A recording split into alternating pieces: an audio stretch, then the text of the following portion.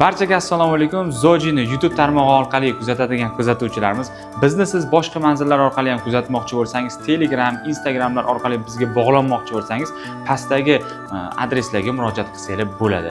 Bundan tashqari bugun sizlarga qilib beradigan obzorimiz A6000 PD modelimizni sizlarga to'liq obzor qilib beramiz.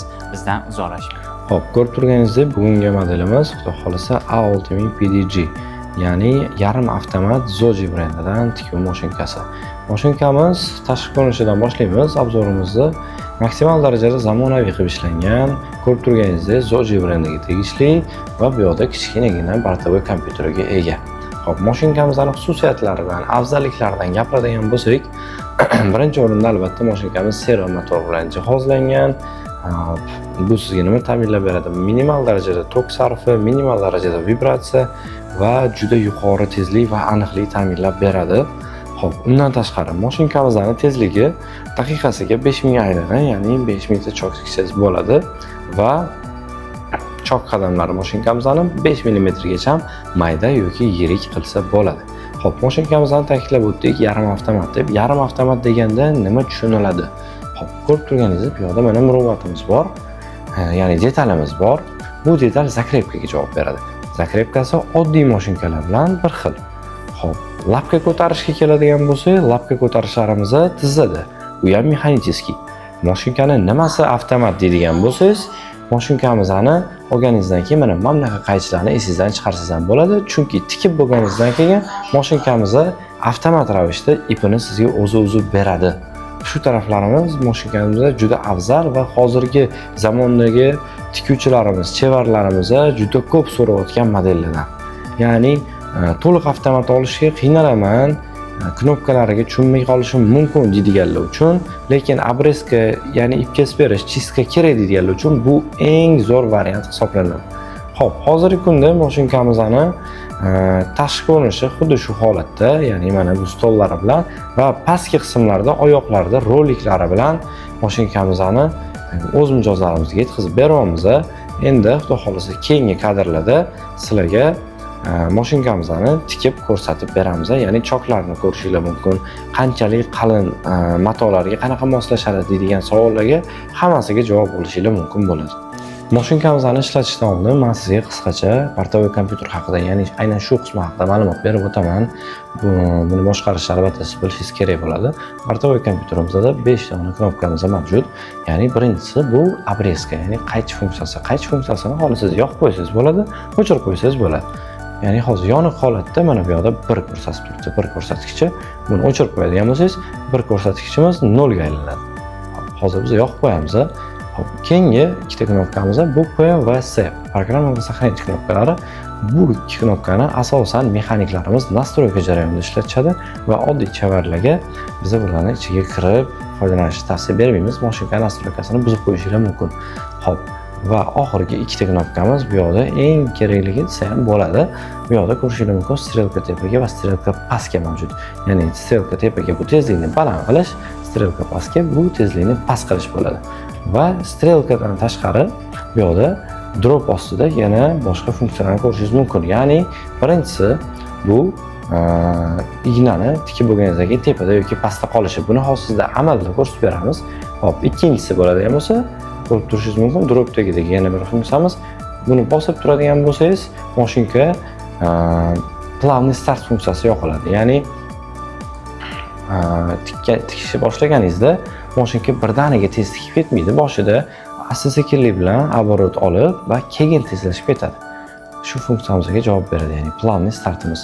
Xo'p, hozir tikib sizlarga ko'rsatib beramiz. Aytib o'tgan funksiyalarimizni, ya'ni ignani tepada pastda qolishini, tezlikni baland qilsa qanaqa tikishini, past qilsa qanaqa tikishini hammasini ko'rsatib beramiz. Bu funksiyalardan tashqari yana bu yoqda bitta knopkamiz bor, ko'rishingiz mumkin. Bu qadam bosib tikish deyiladi. Ya'ni misol uchun tikdik. Tikamiz.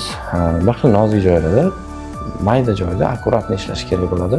Bu yoqda aynan shu knopkamiz sizga yordam beradi. Ya'ni bitta bossangiz pastga tushadi, yana bitta bossangiz tepaga chiqadi. Xo'p, undan tashqari bu yoqda LED chirog'imiz bor, ko'rib turishingiz mumkin. Mashinka o'zini juda yaxshi yoritib turibdi.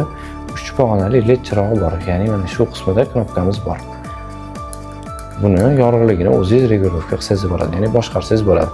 Mana bu birinchi daraja, bu ikkinchi daraja, bu uchinchi, eng past darajasi. Biz eng balandini qo'yib olamiz. Endi sizga tikib ko'rsatib beramiz. Hozir mashinkamiz 2000 оборот tezlikda turibdi va materialimiz bir qavat jinsovka material hisoblanadi. Chok qadamimiz 5 mm da turibdi. Ya'ni pedal qismini pastga bosdim. Mashinka o'zini o'zi chiska qildi.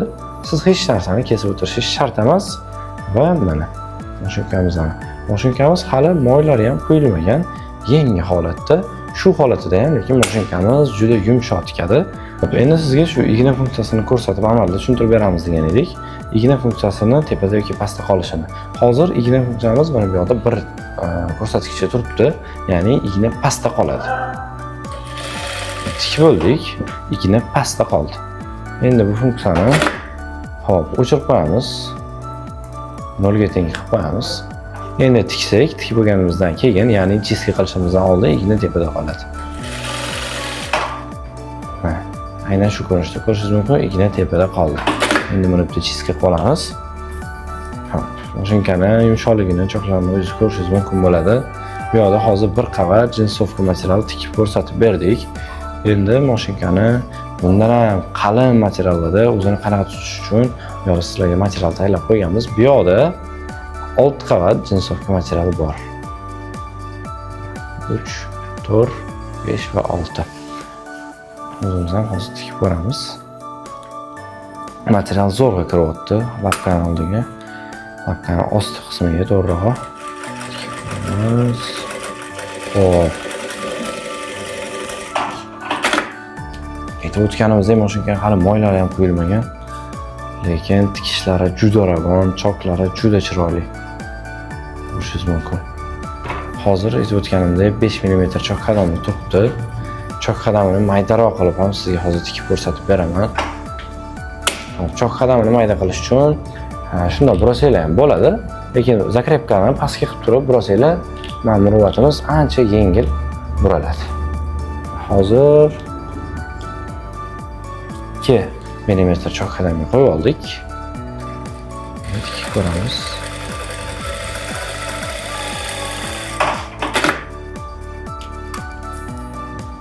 Ko'rishingiz mumkin, chokka ancha maydalashdi.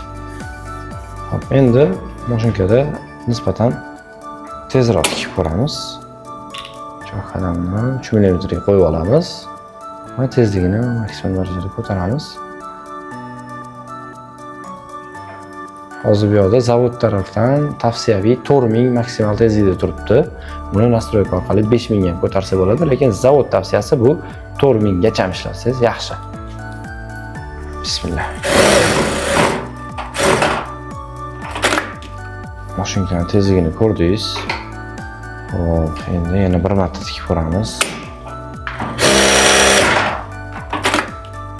Mashinkani qanaqa tezligini ko'rdingiz. Choqqa sifatlari o'zgarmadi. Chok qadamlarimiz 3 mm da turibdi. Hop. Xudo xolasa mashinkamizni menimcha to'liq tushuntirib berdik. Hamma xususiyatlarini aytdik. U kamchilik yoki savollaringiz bo'lsa, bemalol bizga izohlarda yozib qoldirsanglar bo'ladi. Hamma savollaringizga qo'ldan kelgancha javob beramiz. Yana bir aytib o'tmagan afzallik tarafi, ya'ni mashinkani aytib o'tganimizdek, mashinka seramazor bilan jihozlangan va tokingizda 70% gacha tejab beradi va tok darajangiz, misol uchun siz qishloq sharoitida yashaydigan bo'lsangiz, 220 voltdan pastga tushib ketadigan bo'lsa, 100-150 atrofga tushib ketadigan bo'lsa ham bu mashinkamizni tekshirganmiz. Xudo xolasa muammo qilmasdan past tokka ham ishlab beradi. Ushbu video haqida fikr mulohazalaringiz bo'lsa, kommentariylarda kutib qolamiz. Albatta like bosish esingizdan chiqmasin. Bu videolarni yana ham ko'proq va sifatliroq bo'lish uchun obunani ham bosib qo'yinglar. Sizlar uchun juda ham qiziqarli, ayniqsa tikuvchilar uchun juda ham qiziqarli videolar hali oldinda bo'ladi. Bizdan uzoqlashing.